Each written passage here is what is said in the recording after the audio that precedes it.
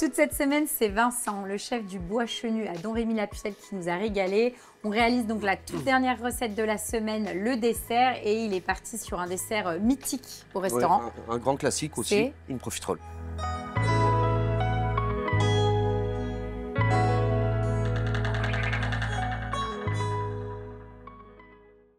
Donc là, on va préparer notre craquelin, c'est ça Vincent? Craquelin qui sera au-dessus de notre chou. Pour cette profiterole. Donc là, en quantité, tu peux m'expliquer, tu as quoi? Temps pour temps.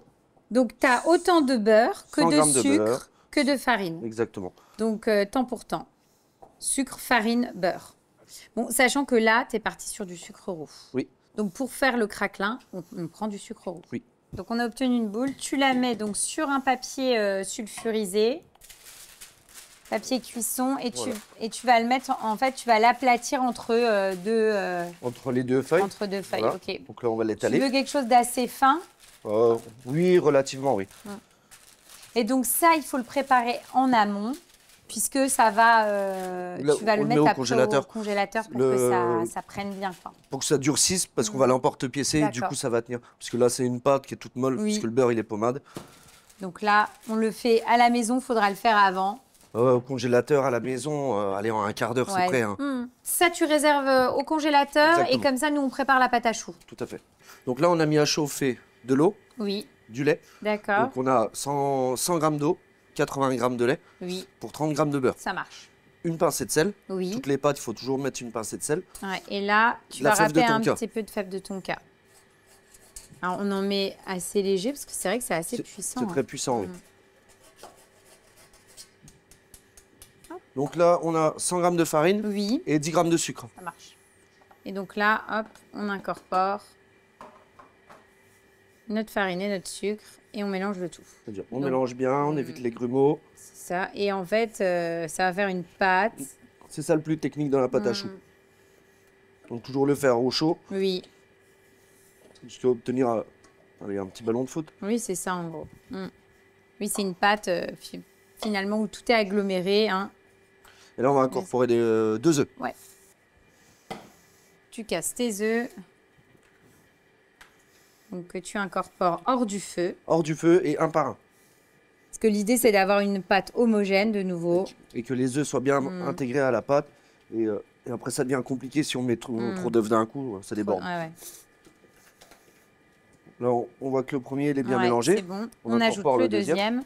Ça peut se faire au batteur aussi. Hein. Mais là, on a une petite quantité, donc on arrive à le faire à la main. Tu travailles pour combien de choux, là? Là, on va faire... avec cette masse. À vue d'œil, 6 choux. D'accord. Voilà. On va voir la taille des choux aussi. C'est ce que j'allais dire. Je crois qu'ils sont ils sont plutôt gros, non? C'est pour ça que j'appelle une profiterole. Ah ouais, une seule. Et ça, du coup, ça sera un bon gros chou, quoi. Donc là, elle est terminée. On va la mettre en poche. Oui. Donc là, sur un film, pas un film alimentaire, on en a fait assez du papier film. Là, tu vas coucher tes choux. Oui. Donc là, c'est parti. On fait un gros chou. Ouais. Bah, c'est une profiterole. Donc surtout, pour vraiment le coucher sur la hauteur plus que sur la largeur. Ok. Hop. Bon, on en fait 6. T'es à l'œil, hein. Wow. Ça, c'est l'œil du chef. Donc, on enfourne? Voilà, on va faire le craquelin. Oui, le craquelin, c'est vrai. On va travailler un peu. Je te le mets sur la planche? Ouais. Tiens. Tac. Donc, notre fameux craquelin qui est ressorti du congélateur après 15 minutes. Donc là, tu emporte-pièce, tout simplement. Donc là, comme ça, c'est facile à prendre. Le fait qu'il soit congelé, on voit bien l'épaisseur. Tout à fait. Et on le pose là, dessus. On le pose et délicatement, on vient le coller sur le chou. Sans trop écraser. Oui, voilà. Le fait de faire le même diamètre que le chou, en fait, le craquelin, quand il va cuire, il va vraiment enrober le chou. On l'enfourne? Ouais. À combien? 165 degrés pendant 35 minutes. Ok, c'est parti.